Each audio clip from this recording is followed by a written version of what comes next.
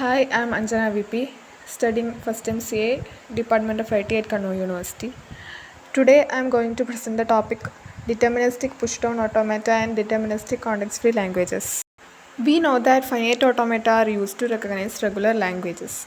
However, finite automata have very limited memory. Because of this limitation, they cannot recognize languages that require matching or counting symbols. To overcome this problem, pushdown automata were introduced. Pushdown automaton or PDA is a finite automaton equipped with a stack. The stack provides additional memory, allowing the PDA to recognize context-free languages.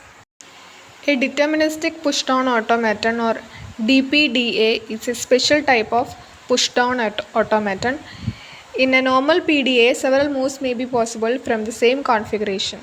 But in DPDA, there is never a choice. At every step, the machine knows exactly which transition to take. Therefore, the computation follows a single path. This property is called determinism. A PDA M equal to Q sigma gamma delta Q0 set F is deterministic if it satisfies certain restrictions on its transition function. A pushdown automaton is deterministic if two conditions are satisfied. The first condition states that for any state, input symbol and stack symbol, the transition function contains at most one element. This means that no two transitions can compete for the same situation. Whenever the machine sees a particular input and stack top, only one move is available. Therefore, ambiguity is removed. The second condition deals with lambda transitions. Suppose a lambda transition is available for a particular state and stack symbol, then no input consuming transition can be available for the same configuration. Otherwise, the machine would have a choice between consuming an input symbol and taking a lambda move. That would introduce non-determinism. Therefore, DPDA prevents such conflicts. Characteristics of DPDA. A DPDA has only one possible computation path. Unlike finite automata, lambda transitions are still allowed. Some transitions may even be undefined. This means the machine can enter dead configurations where no move is possible. However, that does not violate determinism. Determinism only requires that whenever a move exists, it must be unique. Languages accepted by deterministic pushdown automata are called deterministic context-free languages or DCFL. Formally, a language is a DCFL if there exists a DPDA that accepts it. Therefore, DCFL are exactly the languages recognized by DPDA.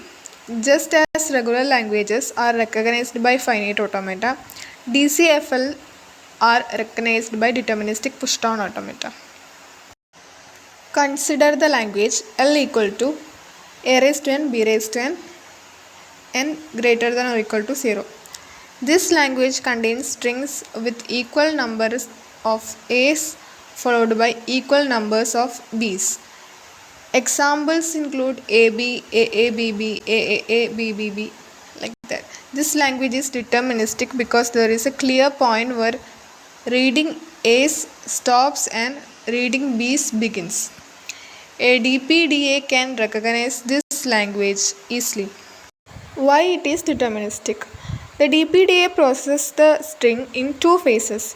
In the first phase, every time an A is read, a symbol is pushed onto the stack. When the first B is encountered, the machine switches to a second phase. Now every B causes one symbol to be popped from the stack. If the stack returns to its initial state exactly when the input ends, the string is accepted. Since there is never any uncertainty about what to do, the language is deterministic. Now let us compare deterministic and non-deterministic pushdown automata. A DPDA has only one possible move for each configuration, where an NPDA may have many possible moves. Because of this flexibility, NPDAs are more powerful than DPDAs. This is very different from the finite automata. For finite automata, deterministic and non-deterministic versions are equivalent. But but for push-down automata, they are not equivalent. NPDAs can recognize some languages that DPDAs cannot. Consider two languages, L1 equal to a raised to n b raised to n and L2 equal to a raised to n b raised to 2n. Both are context-free languages. Now consider the union L equal to L1 union L2. This language is also context-free, however, it is not deterministic. The reason is simple. When the machine begins reading the input, it must decide whether to match one B for each A or two B's for each A. At the beginning of the string, there is no information available to make this decision. Therefore, the machine must guess. Any machine that has to guess is non-deterministic. Hence, the language is context-free but not deterministic context-free.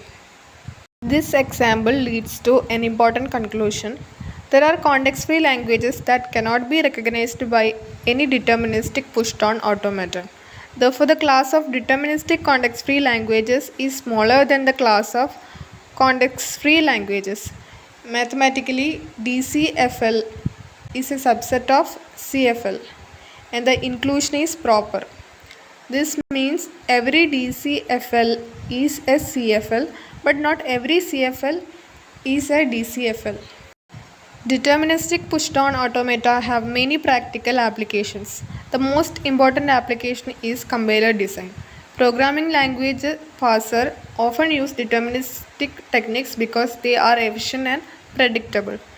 DPDA are also used in syntax analysis, XML processing, expression evaluation, and bracket matching. Because there is only one computation path, deterministic parsing is faster and easier to implement. To conclude, a DPDA is a push-down automaton that makes no choices during computation. The accepted languages are called deterministic context-free languages. We saw that the language A raised to n, B raised to n is deterministic, while some context-free languages require non-determinism. Unlike finite automata, deterministic and non-deterministic push-down automata are not equivalent. Therefore, DCFL subset of CFL. This result is one of the most important differences between finite automata and push-down automata.